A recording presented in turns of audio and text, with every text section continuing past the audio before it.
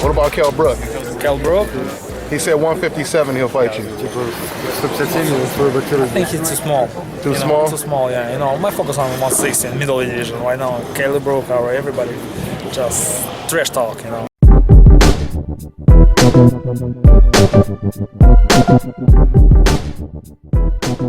DONTAE'S Boxing Nation, what's going on, guys? Well, it looks like Erislandy Lara, he started a trend when he posted this Photoshop picture of Golovkin standing next to Kell Brook, and he has Brook looking like David while Golovkin looks like Goliath. Coincidentally enough, that's the story of this fight. For those of you guys who know by now, Kell Brook, he's a welterweight champion moving up 2 weight classes to fight against the middleweight champion, Gennady Golovkin. But not only is Gennady Golovkin a middleweight champion, he's one of the most devastating punchers in the sport of boxing right now, which truly makes this a case of David versus Goliath in real life. A lot of people have said that Kell Brook is too small, including Gennady Golovkin himself. So following Erislandy Lara posting this picture, Chris Eubank posted the picture as well. For those of you guys who don't know, Chris Eubank, he was in heavy negotiations with Gennady Golovkin, and originally we were supposed to be seeing Golovkin versus Chris Eubank. Instead, we got Golovkin versus Kell Brook because there was a fallout in negotiations. So this is what Chris Eubank had to say to Gennady Golovkin on his Instagram. Quote, "Gennady, when you're done with the child's play, I'm ready and waiting to take those belts off you in a real fight. Oh, and I'm in the same weight class as you, so it will be fair. Hashtag fraud, hashtag say no to bullying." Now, I think a lot of us would agree that Golovkin versus Chris Eubank probably would have been a little bit more of a test for Gennady Golovkin because they are in the same weight class. You have a fighter like Chris Eubank who possesses power, and he has the confidence of an undefeated fighter. But that fight didn't happen. Once again, I know that Chris Eubank's father is definitely tough when it comes to negotiations. We really don't know what happened in negotiations. All I know, I heard Abel Sanchez, he told me that they were difficult, very difficult to deal with. Eddie Hearn, he even said something similar to that. Matter of fact, I don't know how true this is, but I talked to Abel Sanchez, did an interview with him, and he told me that Kell Brook, he accepted the exact same deal that was offered to Chris Eubank, and he accepted it in seconds. So it wasn't like a drawn out process with Kell Brook is the point they're trying to make. With that all being said, if Gennady Golovkin is successful against Kell Brook, I would still like to see Golovkin versus Chris Eubank. Once again, you have fighters like Danny Jacobs, who said that he'll be ready after he fights Sergio Mora. I know before he said that, he was sounding a little reluctant to get in the ring with Gennady Golovkin. So the question once again is, if Danny Jacobs is not fighting Golovkin after this Kell Brook fight, we know BJ Saunders is not going to fight Golovkin. If Golovkin can't get either of those guys, then the next option would be Chris Eubank.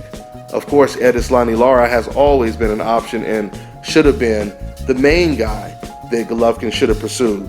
Now, when I tell you guys that I want to see Golovkin versus this guy or that guy, when I say I want to see these fights, I'm not saying I want to see these fights because I believe these guys are all going to beat Golovkin.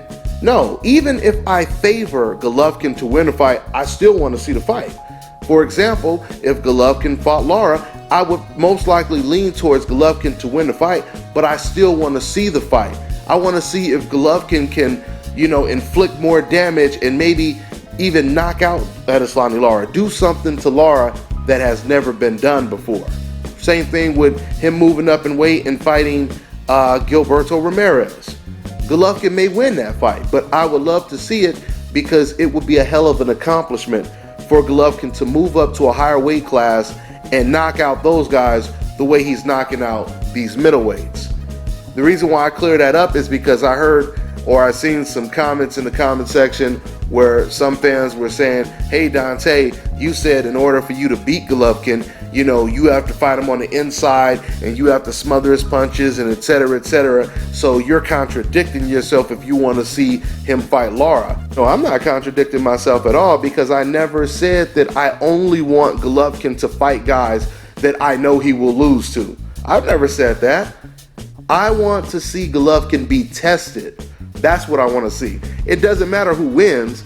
I want to see him tested. I want to see him step up in competition. I want to see him deal with adversity.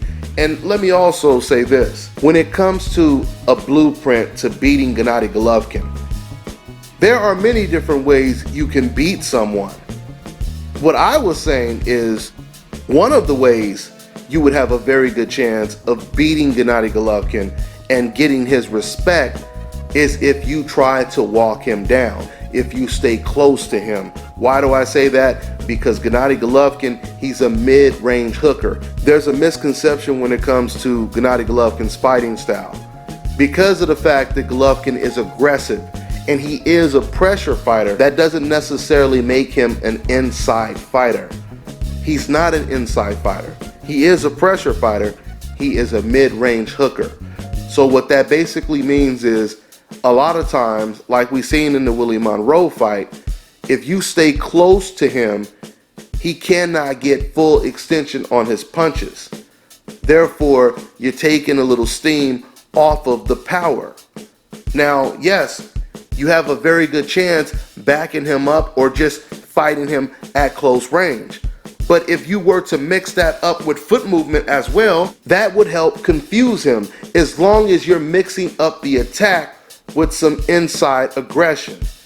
Now, just because I say this is the best way to beat Golovkin, it doesn't necessarily mean when Golovkin does lose, that's going to be the way he's going to lose. For all we know, he may lose getting caught with an outside long-range right hand from anyone, right? Someone may catch him with a right hand right down the pipe, and that could either end it or take away all of Gennady Golovkin's confidence to where he starts to gradually concede throughout the fight. Now, I think it was Martin Murray that did show if you had some foot movement, but with the amount of power to get Gennady Golovkin's respect, you could win some rounds using foot movement. See, this is the reason why someone like an Andre Ward or even a Demetrius Andrade, they would be real perfect opponents to use as examples and blueprints to possibly have a chance of beating Gennady Golovkin.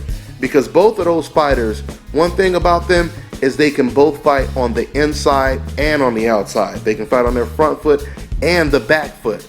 But Andre Ward, he's on a little bit more of a higher level when it comes to different styles.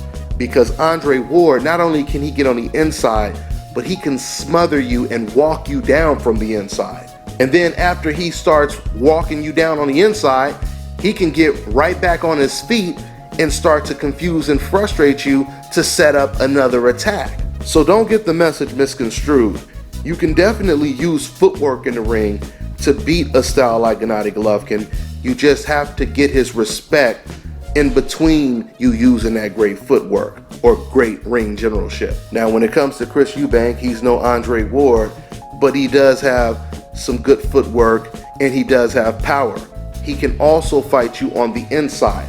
He has a great uppercut that would be a great weapon against Gennady Golovkin, because it's not Kell Brook power, it's middleweight power. Now, I know Kell Brook, he would disagree with me on that assessment and tell me, no, you're going to see surprising middleweight power when I get in the ring with Golovkin, but that's yet to be seen. But going back to Kell Brook, he has great uppercuts on the inside. He's also good at tying you up and, forcing you to reset as well. So, we'll see. We'll see if that fight takes place, but it would be an interesting fight. So that's pretty much all I got for now, guys. I'm on to the next one.